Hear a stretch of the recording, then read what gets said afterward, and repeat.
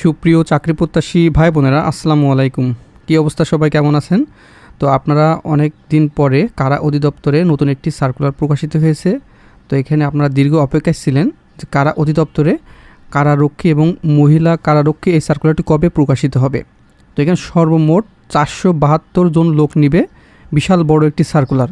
তো এই সার্কুলারটি বাংলাদেশের সকল জেলা থেকে আবেদন করতে পারবেন। তো আবেদন বিষয়ে আমি A to Z আলোচনা করার চেষ্টা করব এই ভিডিওর মাধ্যমে। আশা করছি ভিডিওটি শুরু থেকে শেষ পর্যন্ত দেখবেন।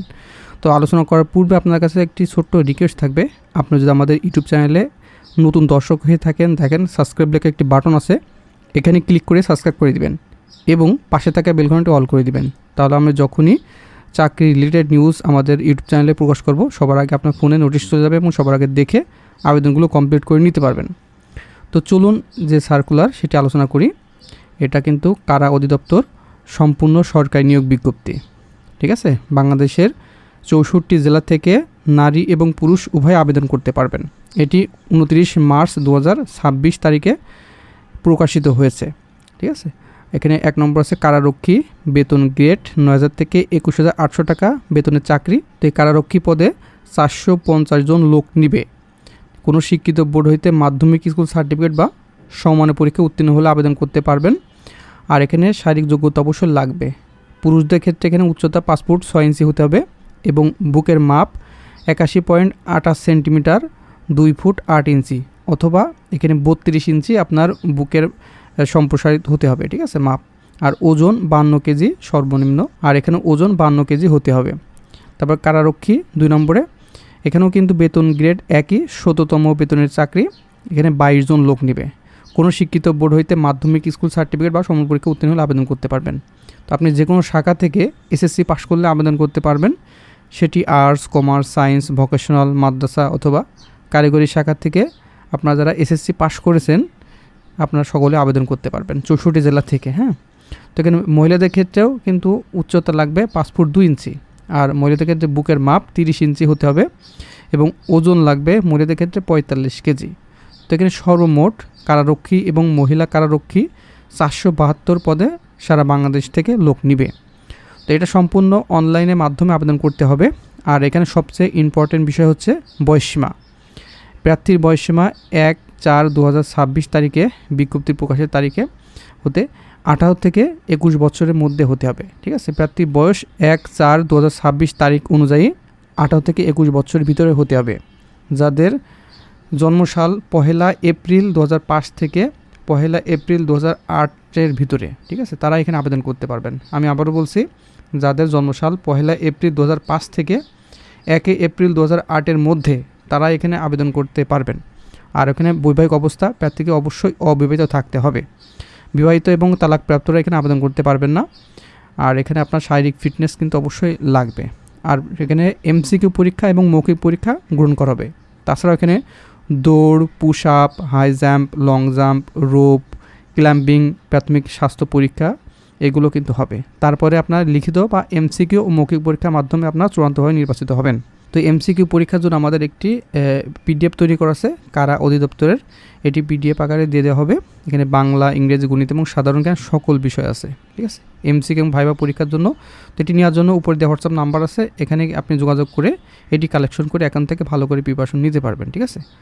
এই যে কারা অধিদপ্তর আপনার পিডিএফ, ঠিক আছে, এই যে হোয়াটসঅ্যাপ নাম্বার, এখানে যোগাযোগ করে এটি এখনই সংগ্রহ করে রাখুন।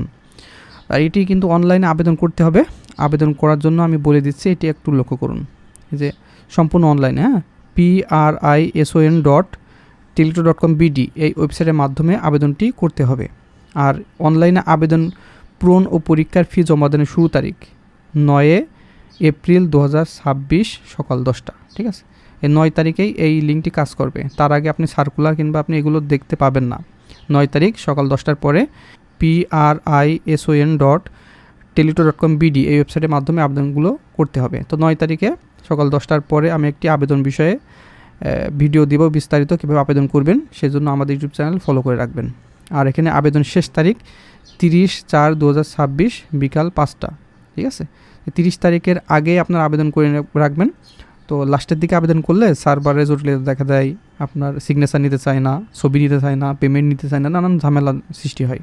সেজন্য প্রথম দিকে আবেদন করে নেওয়াই বেটার হবে। আর শুধু এখানে আবেদন করলে হবে না, আবেদন করার পরে টেলিটক সিমের মাধ্যমে আপনার পেমেন্ট পরিশোধ করতে হবে, মানে পরীক্ষার ফি এর 2টা পদের জন্য এখানে 56 টাকা আপনার ধরা হয়েছে। পরীক্ষার ফি বাবদ এটি টেলিটক সিমের মাধ্যমে পেমেন্ট করতে হবে। তো পেমেন্ট করবেন কীভাবে আমি বলে দিচ্ছি। প্রথম SMS PRISON space user ID, আবেদন করার পরে যে ইউজার আইডি পাবেন সেটি বসাতে হবে এবং সেন্ড করবেন 16 নাম্বারে। সেন্ড করার পরে আপনার একটি পিন পাবেন, পিন পাওয়ার পরে দ্বিতীয় SMS দিতে হবে। যে দ্বিতীয় SMS দেওয়ার নিয়ম PRISON স্পেস ইয়েস স্পেস আপনার পিন, যে পিনটি প্রথম SMS পেয়েছেন তারপরে সেন্ড করবেন 16 নাম্বারে। সেন্ড করার পরে কিন্তু আপনার congratulation applicant name payment complete successfully, আপনার ইউজার আইডি এবং পাসওয়ার্ড এভাবে দিয়ে দিবে। আর ইউজার আইডি পাসওয়ার্ড না পাওয়া পর্যন্ত কি আপনার আবেদন কমপ্লিট হবে না। সেজন্য আপনি যেখান থেকে আবেদন করবেন অবশ্যই ইউজার আইডি এবং পাসওয়ার্ড তার কাছ থেকে নিয়ে নেবেন, বা আপনার SMS না আসা পর্যন্ত তাকে নক করে দেবেন, ঠিক আছে। তো যে কোনো কম্পিউটার দোকান থেকে এগুলো আবেদন করে নিতে পারবেন। তো এখানে কিন্তু অনেক দিন পরে একটি ভালো সার্কুলার প্রকাশিত হয়েছে, কারা অধিদপ্তর নিয়োগ বিজ্ঞপ্তি 2026। তো আমি এই ভিডিওর মাধ্যমে আলোচনা করার চেষ্টা করলাম কারা অধিদপ্তর নিয়োগ বিজ্ঞপ্তি 2026, এখানে কারারক্ষী এবং মহিলা কারারক্ষী নিয়োগ বিষয়ে। আর এখানে কারারক্ষী নিবে 450 জন এবং মহিলা কারারক্ষী নিবে 22 জন, সর্বমোট 472 জন এই নিয়োগ বিজ্ঞপ্তিতে আপনারা লোক নিবে। সারা বাংলাদেশ থেকে পুরুষ এবং মহিলা উভয় আবেদন করতে পারবেন। যার শিক্ষাগত যোগ্যতা আছে শুধুমাত্র SSC পাস যে কোনো শাখা থেকে, এবং আপনার বয়স অবশ্যই 18 থেকে, এই যে উল্লেখ করে দেওয়া আছে 18 থেকে 21 বছরের ভিতরে হতে হবে। 18 বছরের কম এবং 21 বছরের উপরে হলে এটা কিন্তু আবেদন করতে পারবেন না, ঠিক আছে।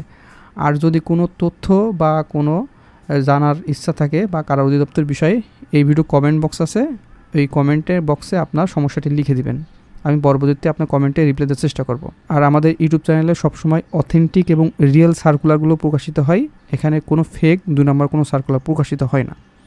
তো বন্ধুরা ভালো থাকবেন, সুস্থ থাকবেন, দেখা হবে নেক্সট আকর্ষণীয় জব সার্কুলার এবং শিক্ষামূলক তথ্য নিয়ে।